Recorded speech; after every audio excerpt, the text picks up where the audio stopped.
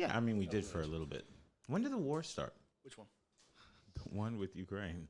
Like, Few well, weeks it's ago? been going on for years, but the recent conflict has been 2 months.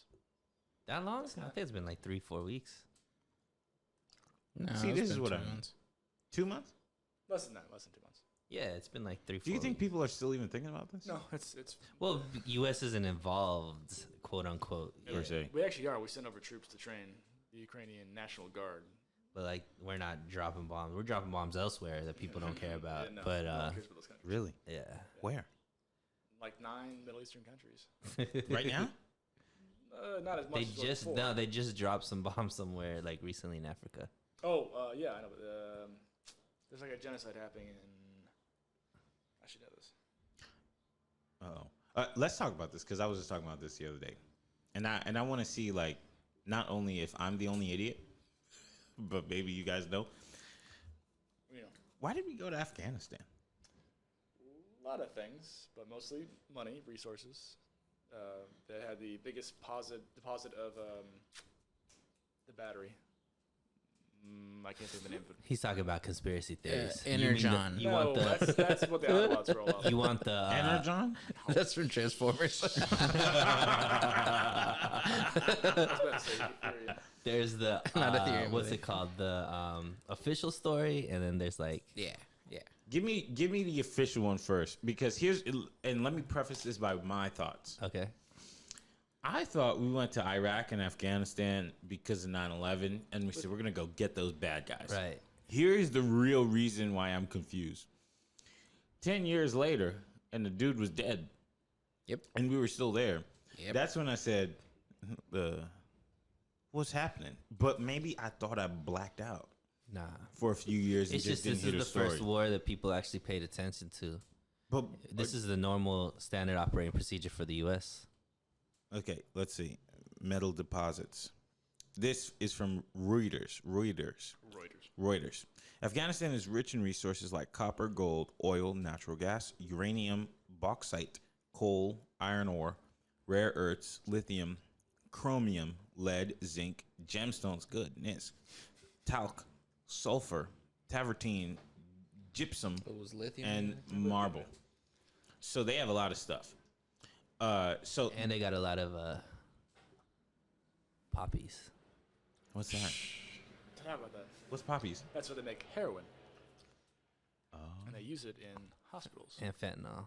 Oh, shit, yeah. Okay, so that's where I drop off. 10 years later, we're still there. Well, we're so there for another like 12 years. here's the thing. So I'm confused. Like, what were we there for? So the official story is obviously Afghanistan's government, quote unquote, aided and abetted terrorism, and the guys that actually were in the planes and crashed into the World Trade Center or the Twin Towers, right?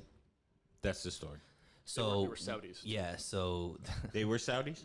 They were in Okay. Afghanistan. yeah, but that was the original reason. To go kick their butts. At least given to society for there to be public support for the war. Okay. But anytime the U.S. gets into a war, it's for regime change because they want to have some kind of control over what's going on in that resources and a money grab for the what's it called, the Military industrial complex. Okay, let's stop right there. Regime change. Okay, here's the other thing that confused me. 10 years later, we didn't establish a presence there as far as like regime presence. Right. They don't have democracy. We didn't rebuild anything. All that stuff. So now it just feels like, well, are we actually doing that? Well, it was a miscalculation by the U.S. government. So the problem with the U.S. and other like countries is we have a new president every 4 years, where other countries have the same regime for Many years. Especially a lot of these countries we're dealing with are dictators, right? So they're not having like official governments and things like that. So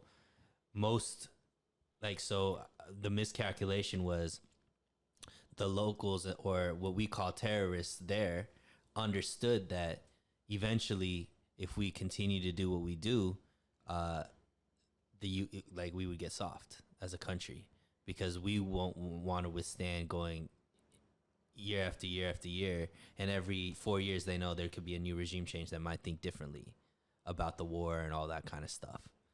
So eventually it got to a point where 20 years later, you know, after one president's all for, like, you know, making sure that the troops are supported, having enough funding and all that kind of stuff, then a new president comes in and cuts that budget in half.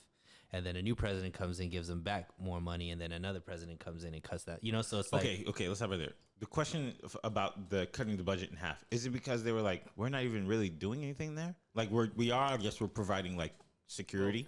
Well, we've gone Republican, Democrat, right? Let me give you a timeline. So right. We invaded in 2001. Okay. We did a lot of shit against the Taliban. We, like, killed thousands of them, I'd guess. Almost got Bin Laden. Were they our real enemy? Well, technically, yeah. Say it again? Stated enemy. Stated enemy. Because, like, we funded them during the 80s to fight the Russians. What does that mean, stated? That's what so there's the official story that the government gives, because media manipulation of society to get the public on their side, they're going to give whatever information makes sense. Like, right?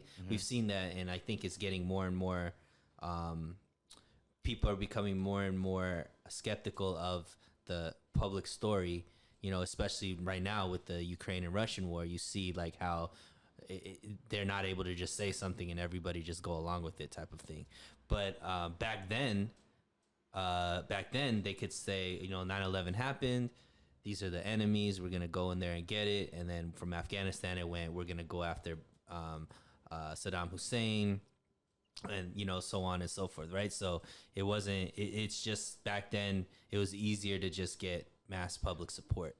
So in layman's terms, you're saying we go over there, everybody believes in America, we like, yay, we're gonna go kick their butts. Right. They're not the real enemy, but they become our enemy because we intrude in their land, we start killing them, but it's because we want to get their zinc. Could be oil, could be resources, could be regime change, could be a money grab, could be a lot of things. But it seemed like none of that stuff happened. It did. Oh, some of it did. Yeah, Halliburton got filthy rich. Like, you know, a lot of Halliburton is, you know, what's his name? The VP from Cheney. Yeah, Dick Cheney was a board member of Halliburton. Like, a lot of these people get filthy rich from these government contracts that because when there's war, right, there's people that need to make bombs, Sure. people that need to make planes, And the there's government people pays for that. Yeah, and then Understood. and But then what do we do infrastructure. over there, though? So the infrastructure over there, who builds the roads, who rebuilds the buildings, who rebuilds all those kind of stuff, those contracts go out to government, pays for that as well. But did we do that? Yeah. Did we rebuild roads and put buildings We and tried stuff? to. But it did not work. I mean, it worked for a time. Okay, in Afghanistan, there's one big road that connects the entire country. Holy cow. It's like thing like Route 66 in Afghanistan. We focus on that road, but everything else besides that, everything out, other than that was like rural, not really, you know, cultivated roads. That's the right word. And so, like, we tried to push out, and we just didn't have enough resources to do that. We didn't have resources to do Like, that? we did, but it's like from, you know, 2003 to 2008, 9, it was all Iraq. So all our resources went there. There was no war happening in Afghanistan during that time. It's just like we had troops there. They weren't doing much. Just security And then, kind of yeah, thing. so then when we kind of left Iraq, 2009 had like some of the most deaths of U.S. soldiers in Afghanistan. We were pushing really hard. Why? Just because. It was Obama's end of his first term, I believe. Or no, sorry, beginning of his... First term. Yeah, beginning of his first term. 2009 Yeah. is the... Beginning of his first. For beginning, yeah. Beginning of his He first. So came he in wa- at 2008. He wanted to make a message, but then he said, "Oh, we're leaving at this time." So all the there was intense fighting, but all the the Taliban, they had to do was just hold out. And so they just most of the deaths were from IEDs. So all I do is just plant the road full of IEDs and wait. IEDs is like when people step on it. Yeah, the improvised explosive device. I'm still confused. Why? There is that reason will never be answered. You're thinking of one hand reaching in. There's thousands of hands reaching into Afghanistan. That's what so when I had this conversation the other night, I figured other countries are in on this too. Oh yeah, Sure. You were in were. Afghanistan? no, I was in Yemen. Yemen. So did you see troops from other countries? Yeah, all the time. but it was definitely a NATO, like Hub. NATO hub. I saw British guys, Canadians, New Zealand.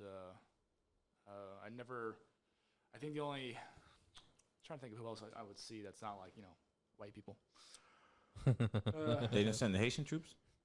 No, you guys are dealing with some stuff. India helps. Yeah, India sent a couple dudes.